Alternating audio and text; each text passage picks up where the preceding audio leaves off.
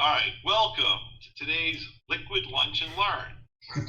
Because of the virus, we are on a remote crew here, and my video production team is actually unavailable. So I'm coming to you from my desk in Mineola, New York.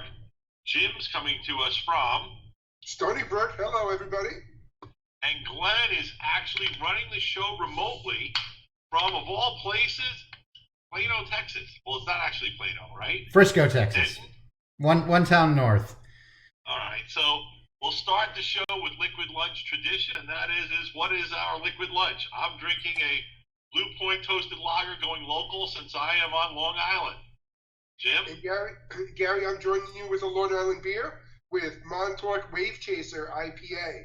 Everybody who's a fan of the show knows I love the IPAs. Glenn always has a good beer himself. What do you got today? Actually went old school. I went down to Houston, Texas, and got Carbotch's Love Street. So 5 hours away. Kind of still local. Very nice, very nice. Enjoy. Cheers. So I know we're a little late, so we should probably get right into the show. Our goal today was to talk to our dealers about this technology that we're actually using today, and to actually talk about some of the great opportunities and where they are. Gary, I wanted to invite you onto the show, not just because you're the only one in the office today, but also because you prepared a great letter to let our dealers know exactly how we're responding to COVID-19. So cool, Glenn, if you can bring that up full screen, I'll read it aloud. Go for it, man. You are full screen. All right. Broadfield distributes and resells video technology products that are essential for churches, schools, government agencies, corporations, and media companies to create and live stream content. We're on page 2. Houses of worship need to stream their services because congregants can't gather together. Schools and colleges across the country are being closed, so our teachers will have to use distance and remote learning. School boards and local governments need streaming video to communicate with their communities.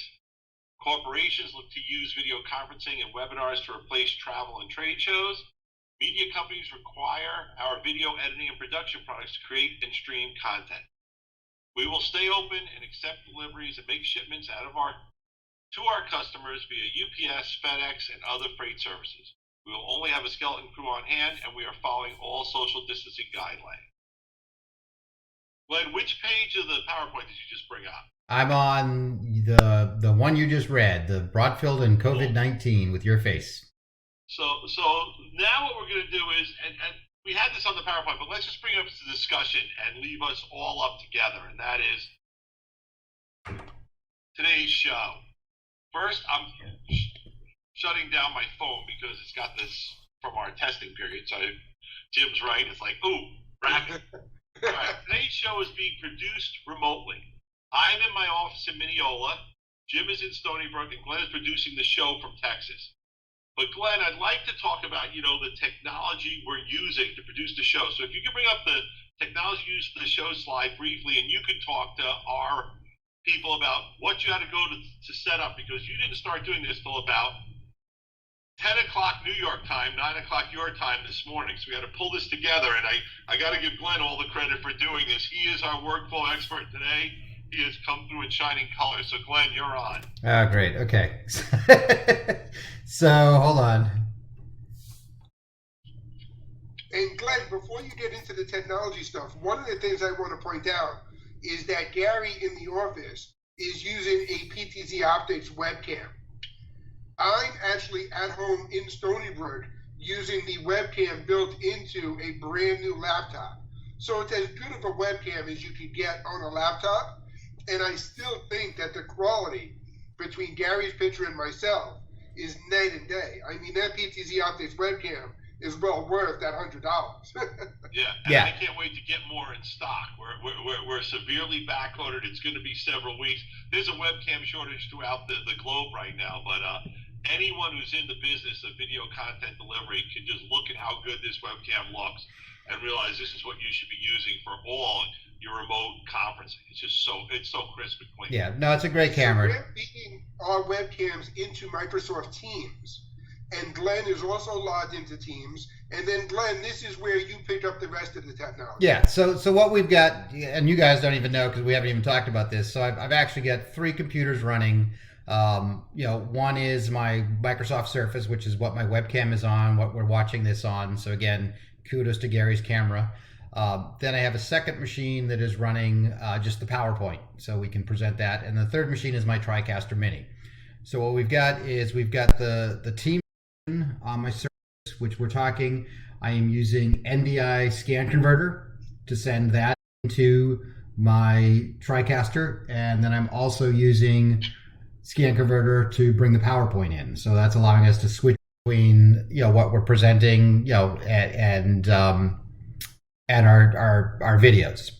So, but again, so we've got 2 different computers running scan converter. Yep. One to bring in Microsoft Teams, one to bring in the PowerPoint. Correct. And then we're using Microsoft, and then we were using a TriCaster Mini. And your Mini is an old Mini. It's not the new one. I'm not to put it down, but you're not running the most powerful Mini there is. The new Mini, the new TC1, is a much more powerful computer, and that's why we're not doing Skype TX. Right. Yeah. Had I got the new Mini that is coming my way with Skype TX, this might have been a different call. But we've only got one channel of Skype TX on this, so this might still be. I mean, this is a very viable workflow, and we went with the TriCaster Mini because we had it, and all of our stuff was kind of set up for it.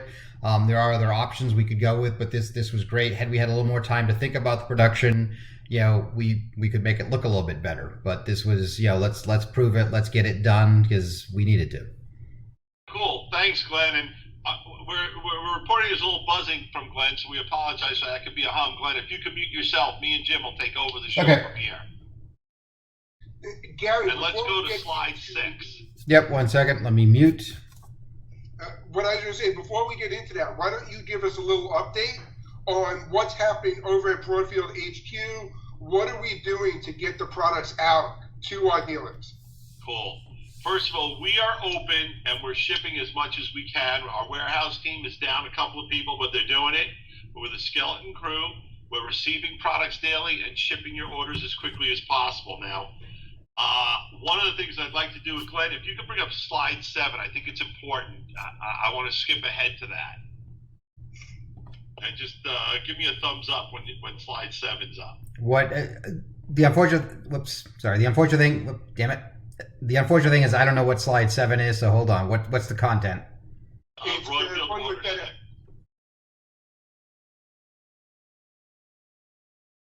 Hold on. Okay. Hold on. Right. Another. One more.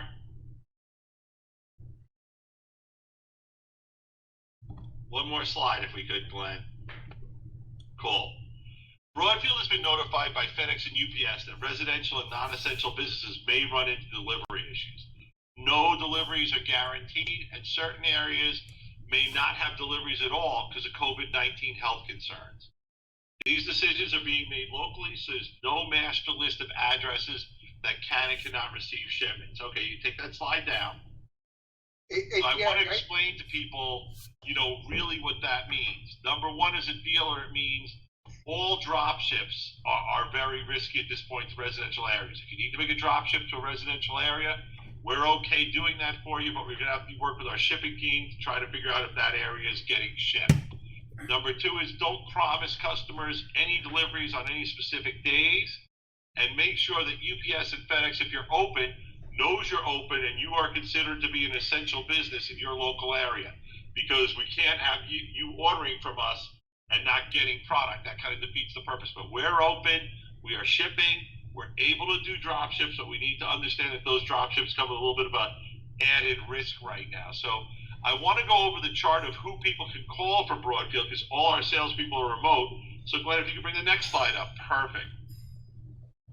In the office, Rich is in the office. Dan's not up here, but he's working from home on extension 1123. Glenn's available at 1153. Jared, 1114. John Aransky, 1112. And Pete's here at 1152. We have gone to a Mitel cloud-based solution for our phone, so you can use it although they're remote, it's as if they're here. They have access through NetSuite to our whole back end. They can look up status of orders, availability, anything you need. Our website is also functional. And I also want to bring up that, Maddie's out there calling people and drumming up new business. So good job on that. Now, I want to take a little breather, Jim. What's the next part of the show we're going to go into? So, Gary, what I'd really like you to do is talk about some of the opportunities that are available for the different verticals that our dealers sell into.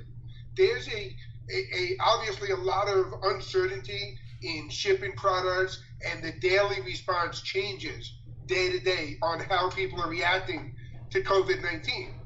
But what we've seen already is the need for different industries across the board to be able to stream and send their message. So I wanted to start by talking about some of the great opportunities in corporate AV. Cool. So media and entertainment's first. And Glenn, leave this slide up for about 10 seconds and then bring it down. I'll just talk over it. So we have short-term and long-term issues for media and entertainment. Short-term, we need alternate methods to deliver news and content. And the big number one thing people are doing is streaming video on social media, whatever those social media platforms are, be it Facebook, YouTube, Twitch, or anything else you can find. Our media and entertainment customers are also needing to figure out how to do remote editorial. How can people produce content when they're not in the same office, not on the same hard drive? It's tricky. People are finding different ways to do it by uploading files to Dropbox or whatever file sharing services they have, or trying to work and piece together with some remote editorial systems that are available out there. And then the other thing is you need to respond quickly to react to fast-changing situations, because you may be allowed outside of the camera one time and you may not. Rules are changing constantly. Your studio may be open and may be closed the next day. Jim, can you talk about some of the long-term needs of media and entertainment? The first being, we know we all got to go to the cloud, right? Absolutely. Absolutely. And we're seeing people migrate to the cloud on a panic basis right now. But really what's happening is people are saying, I need to address those short-term needs that you just spoke about. But then they're also looking at it, how do I make an investment in the long term so I don't get caught again? People are looking to stream content and recognizing that the streaming is king. They're also looking to further invest in their social media technology and their audience participation, knowing that the more vested their audience is in the project, the easier it will be to bring that project to light, even if it's delayed. One of the most significant things that I've seen in the production world was the release of the James Bond movie being delayed because of this pandemic. You would think that would put the entire media industry on pause. But really what I think is going to happen is you're going to see a chain of events when we do get back to normal, where these big blockbusters are going to lead the charge back into the consumption of media and entertainment. All right, now I want to go a little bit into, stay on the media entertainment, Glenn, and please, let's just leave these slides up for 10 seconds. I don't think people need to be death by PowerPoint, so you can go back to me and Jim if you could. But I want to talk about, you're going to need to migrate to cloud-based content for creation tools and workflows long-term in the media and entertainment space. So we know Avid's been doing a lot of work on that. A company that I'm really interested in that's got some people who used to work in the industry or industry friends of mine are Bebop. They're a totally cloud-based video editing solution. I know EditShare and SNS are also doing stuff with that. So is Frame.io. So those are some of the people working with these cloud-based content solutions. And they're not fully here yet. They're a little tricky to do. I get that. They're not as inexpensive as people are kind of being led to believe, but they are the future. And long term, if you're media entertainment, you need to start figuring out how you're going to get to cloud-based content creation tools. All right, Glenn, let's bring up the next slide. And like I said, let's just bring it up for like 10 seconds, because now we're going to talk about corporate video. Okay, guys, a remote workforce is no longer an option. We're being forced to have people work remotely, whether we like it or not. Communicating with those people is tough. Trade shows, sales conferences, and meetings have been canceled. We have to find a way to still communicate with people. We need to share important business news and updates with staff and customers. And also, we still need to use video to build brand awareness and drive demand in these uncertain times. Even if your business is shut down or you're in the travel industry, you still got to promote. You still got to make sure your brand and your products are out there and people are learning about them. So that's what's important on corporate video. Jim, why don't you talk about long-term needs of corporate video? Yeah, so the long-term needs are really the same needs that were out there 6 months ago, but now there's going to be an even greater need and probably a greater budget. Again, once we get past this, you're going to see more and more corporations realizing how important it is to build out these huddle rooms and to be able to support their remote workforce. You're going to see these organizations invest in sales training tools where they can continue to build their workforce remotely all over the country and all over the world. And you're going to see them invest in some of these web streaming platforms to maintain relationships with their customers, for investor relations, and even other corporate addresses as they need to get this message out into the world. Excellent. And I want to add that a lot of corporations are need to set up their own little local studios, like what we have. And the truth of the matter is a 10 by 10 room is big enough to create a very cool little studio to be able to do the stuff that we do using virtual sets or having people sit in front of, a coffee table, whatever set you want to wake up. You don't need a big, huge room to make a studio nowadays, but if you're a corporate, you should be pitching your corporate users of the need for them to bring in their own studio production on some level where they can create their own content somewhere in their building and stream it. All right, Glenn, if you could bring up the next slide, please.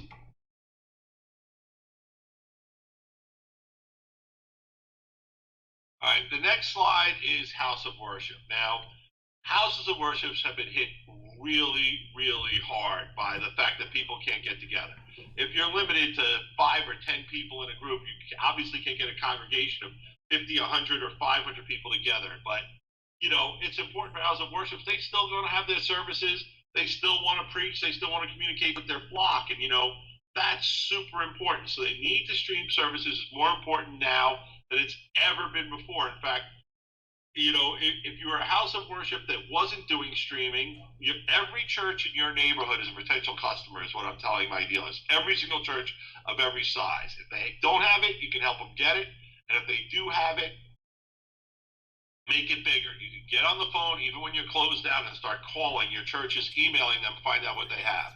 Also, we're seeing that beyond services, in these times of need, people turn to their pastor, their minister, their spiritual leader. You need to give this guy the chance to communicate with people, and that's having him set up videos. And the other thing that's an unfortunate reality is if people aren't coming to church, your donations are down. So by having a video stream and, yes, asking people to donate and setting up a Venmo or some other way for them to donate, electronically, very important. Long-term, Jim, we'll keep throwing this over, go over the long-term stuff. Yeah, so, one of the things they say is that necessity is the mother of invention. One of the things that will come out of this for houses of worship is that you now have empowered a large audience who are seeking your message and teaching themselves how to use the technology, to use it. This is going to allow you to continue your outreach to the elderly and the sick who cannot make it into your building. You will also have a huge wealth of volunteers who will want to learn more and more about this technology and help you further to community events, sports, or anything else that your worship center happens to be involved in. And one of the great things that I'm already hearing from pastors across the country is that technology helps motivate the youth in the parish. When you can bring the youth into your message and say, hey, here's something cool to play with. Help me get this set up. Help me switch today's sermon. Now, all of a sudden, you're getting the next generation involved in the community. And you know what, Jim, if I could, to jump on that a little bit, and that is connections are so important. In these times of social distance and isolation, we need more than ever to connect with each other. And guys, we have technology that allows people to connect. It's easier to connect with someone via video than it is via text message, via email, via even a phone call. Video is people connect, they relate to it, and it's real important. I do love your message about getting the kids involved.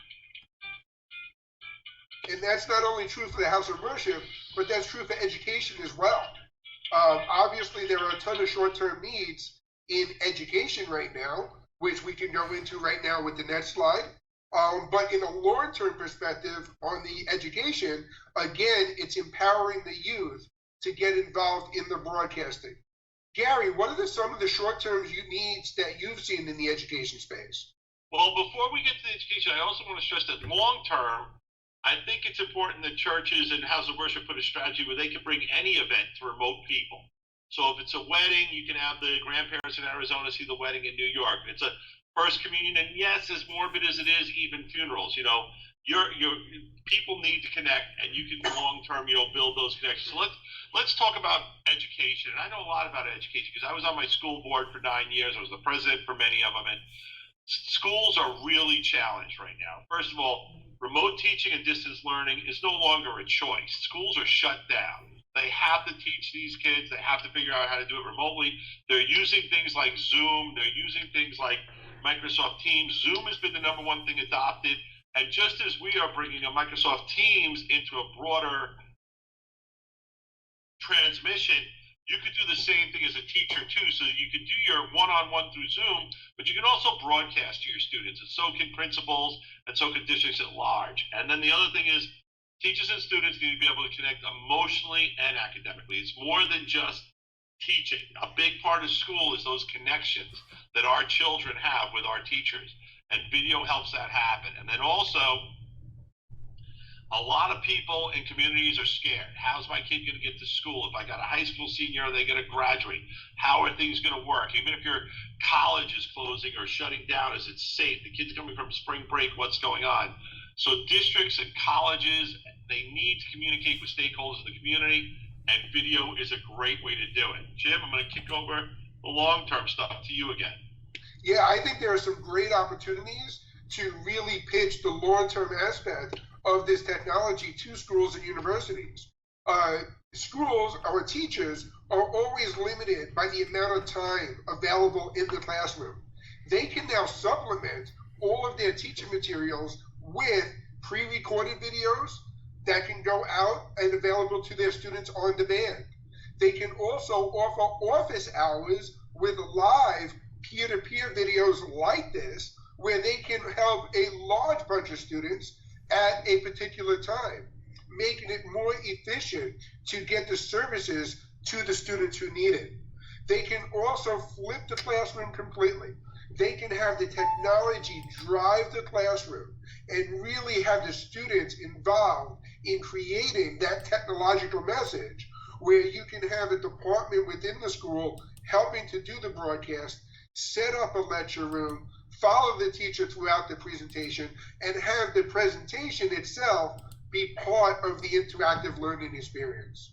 Yeah, and to take the flipped classroom a little longer, a flipped classroom is kind of, you got to think of it this way. Homework becomes watching some videos that the teacher prepared or tell the children to watch, and the classroom becomes discussions about those videos, doing the homework and assignments with the teacher there, where the teacher can walk around the room and see who's struggling and who's not. It's a different approach to teaching that, no, it's not for everyone, it's not for every classroom, but when it works, it is kind of fantastic. And then also, just like with houses of worship, schools need to be able to, stream events like graduations, sporting events, school plays, all that stuff. So long term, there are so many opportunities with education. Now, what I have to stress is difficult is schools are shut down in a lot of areas.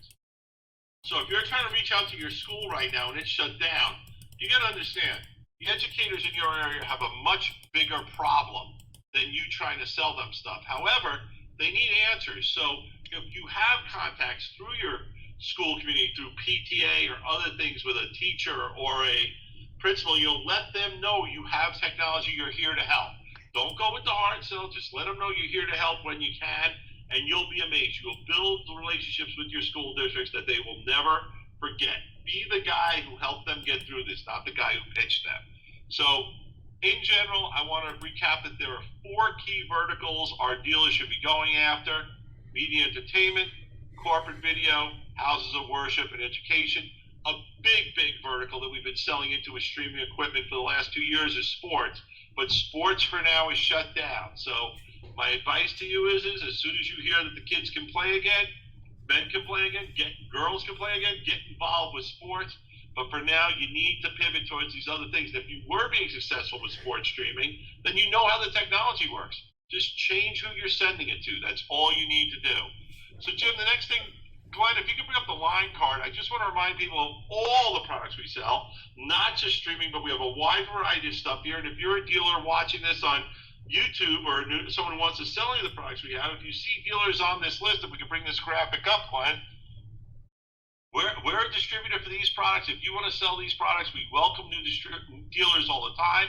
A lot of these products require authorization, and the dealers have to apply to become an authorized dealer, but we're always on the lookout for new dealers.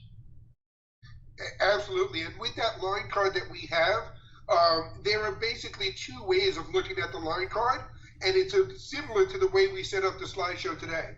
There are the short-term opportunities, the web streaming, the live production, the video encoders. But there is also long-term growth, and now might be a great chance for you to look at some of these product lines and say, how can we help you build to be even more successful and chase those investments that will be coming a month, 2 months, or 3 months down the road. Cool. And now I want to talk about what's going to be part of our next show. Glenn, if you could have the next slide ready, you don't have to bring it up yet. And yeah, you can bring it up and we can talk over it. I don't want to read the slide. I want to talk about NDI. We're leveraging NDI technology to make this whole thing possible. NDI really allows you to do, it was made for social distancing. And my favorite example of NDI that I like to give people is typically in a studio situation, the producer, the cameraman, everyone's kind of on top of each other. Well, with NDI, we can create social distancing. How can we do that? Let's explain it. We can have someone operating a mixer, and we're remote. I'm not talking about what we're doing today, folks. I'm talking about, you've got a studio. You can have, or a church. You can have or a school situation where you're doing a play. You can have someone on the TriCaster or the Wirecast gear, vMix, whatever you're running as your mixer. You can have PTZ cameras, which are controlled from the mixer like the TriCaster, or you can actually have several PTZ cameras and someone off to the side but on the network that can even be in another room using NDI scan converter or another NDI tool to be able to watch all the PTZ cameras. And now that person can be controlling the cameras as needed, and he or she doesn't have to be right on top of the person running the show. You can actually spread out. So when you combine NDI with NDI remote control devices and PTZ cameras and the ability someone could be on that, just as we're bringing in these PowerPoints, the person running the PowerPoint in the slideshow does not have to be in the same room. They only have to be on the same network. So when you have all this stuff on the same network, you can do a pretty elaborate show where you might have 6 or 7 people working on the show. You don't even have to all be in the same room as long as you're on the same network. So you can have talent in one place, a mixer in the other, so the show can go on. I know it sounds crazy, but NDI is just a technology that, if you're a dealer of Broadfield Distributing, you owe it to yourself to learn what NDI is all about. It is the biggest opportunity in our industry. It has been, and it is a technology that we're leveraging today to make this show possible. I urge you, jump on the NDI bandwagon. You won't regret it. Jim, your thoughts on that? I think you nailed it. Being able to set up a remote production room, as well as being able to control cameras and studio equipment and everything else, really makes that technology great. And the fact that you can install it all with one cable using PoE switches and send your video, audio, power, and control all over that cable makes it such an easy installation as well, which I know is going to be music to our dealers' ears. Great. That wraps up our show. Glenn, just kudos to you, man. I don't know how you pulled this off from Texas on such short notice. It is a tribute to you and your expertise, as well as the technology that's available. And I want to make sure all our dealers know. Glenn, can you put yourself back in the picture at this point, or is that impossible? If you can, I just want to thank you. Glenn is a workflow specialist who's available for everyone who's a Broadfield dealer. With Glenn involved, you have someone who's got your back, so you can step up and try to get some of these things going. If you get stumped on a workflow, reach out to Glenn. He's our guy. He's your guy to help you close the sale, to make sure that it's set up correctly. So Glenn, kudos to that. Can we bring up the slide and talk about what next week's show is going to be? Yeah.